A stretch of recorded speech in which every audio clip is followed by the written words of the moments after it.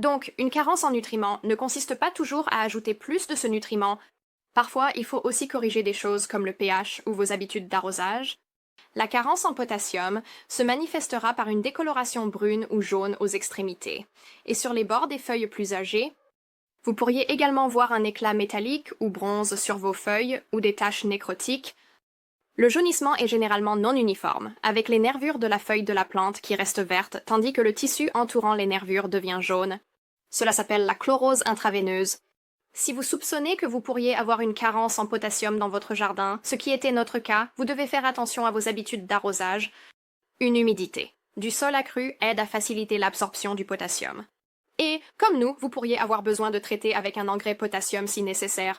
Le magnésium est un nutriment mobile nécessaire à la production de chlorophylle dans les plantes. La carence provoque une chlorose intraveineuse sur les feuilles plus âgées. La chlorose commence aux extrémités des feuilles plus âgées et progresse finalement vers le centre de la feuille, tandis que les nervures restent vertes. Vous pourriez également voir de petites taches brunes où vos feuilles se recourber vers le haut. Donc, comme je l'ai dit, de nombreuses carences en nutriments ont tendance à se ressembler beaucoup, et cela peut rendre le diagnostic délicat. De plus, trop de potassium peut également inhiber l'absorption du magnésium. C'est parfois observé chez les plants de tomates lorsque les jardiniers utilisent un engrais qui est commercialisé pour les tomates et qui est vraiment riche en potassium. Les sels d'Epsom traitent simplement une carence en magnésium dans le jardin. Ensuite, je veux parler du calcium, sans savoir pourquoi ils le font. Donc nous ne recommandons cela que si vous avez une véritable carence. Ensuite, je veux parler du calcium. Le calcium est un nutriment immobile, donc une carence se manifestera sur les nouvelles feuilles, les plus jeunes. Une carence en calcium peut également se manifester par le pourrissement des fleurs. Le pourrissement des fleurs est un problème assez courant qui peut survenir dans le jardin. Cela peut être dû à un manque de calcium dans le sol, mais c'est plus souvent dû à un arrosage irrégulier. Le manque d'eau interfère avec la disponibilité du calcium pour la plante.